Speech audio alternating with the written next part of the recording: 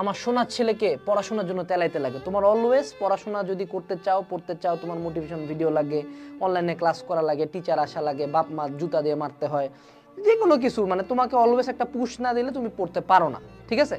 এখন এটা in some extent ওকে, যে না ঠিক আছে একদিন দুই দিন টিচার আসে পড়ায়, একটা ফ্লোতে থাকে আমি। বাট এমন যদি হয় যে না সারাদিনই তোমাকে কেউ একজন পুশ না করলে তুমি নিজে কোনোদিনই নিজের দায়িত্বে পড়ো না, নিজে এক চ্যাপ্টারও পড়ো না, টিচার যতদূর গেছে ততটুকুই গেছো, তাহলে বুঝবা যে তুমি কোনো একটা কিছু রং করতেছো। কারণ তোমার এইচএসসিতে জিপিএ 5 পাবে 1,20,000 মানুষজন, ভর্তি পরীক্ষায় সিট কিন্তু তার 10%ও না। সো বুঝতে হবে যে না তোমার সামনে তীব্র মারা লোডিং আসতেছে, ঠিক আছে? তুমি হলে সেই সোনার ছেলে যে দিনে 8 ঘন্টা করে রিলস দেখো, এই যে সকাল থেকে এরকম এরকম এরকম এরকম এরকম চলতেছে, ভাইয়ার লাইফে যে অনেক নাইস লাগচা, এই বেস্ট ও বেস্ট, ভাইয়া খুব পানি হইসা, এই করে করে প্রচুর অনলাইনে ক্লাস করো, প্রচুর সোশ্যাল মিডিয়া চালাচ্ছ, সারাদিন বাইরে দৌড়ায় টোড়ায় বেড়াও, কোচিং করো, কামিং গোয়িং ডুইং নাথিং, 8-9টা কোচিং করো, বাট পড়া কিছুই হয় না।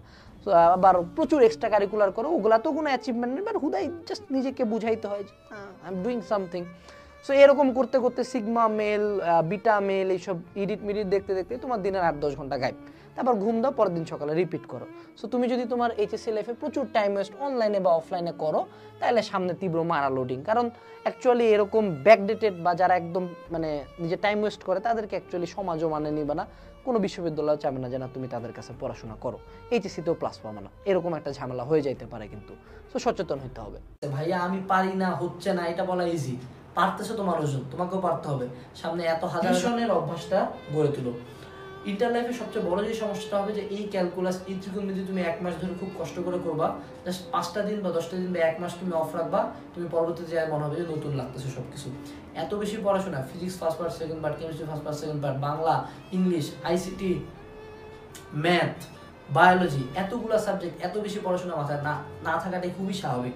কিন্তু তার মধ্যেও থাকতেছে ভাইয়া আমি পারি না, হচ্ছে না, এটা বলা ইজি। পারতেছো তো মানুষজন, তোমাকেও পারতে হবে। সামনে এত হাজার হাজার মানুষজন পার হচ্ছে, তুমি কেন পার হবে না? সো তোমার সবচেয়ে বেশি যে কাজটা করতে হবে সেটা রিভাইজ। তুমি একটা টপিক শেষ করে বসায় রেখে দিলে এটা কিন্তু ভুল। শেষ করে ওটাকে নির্ধারিত টাইম পর রিভাইজ দিতে হবে। আমি যেটা করতাম যে একটা সপ্তাহের পড়াশোনা সপ্তাহে 7 দিনে 1 দিন রিভাইজ দিতাম।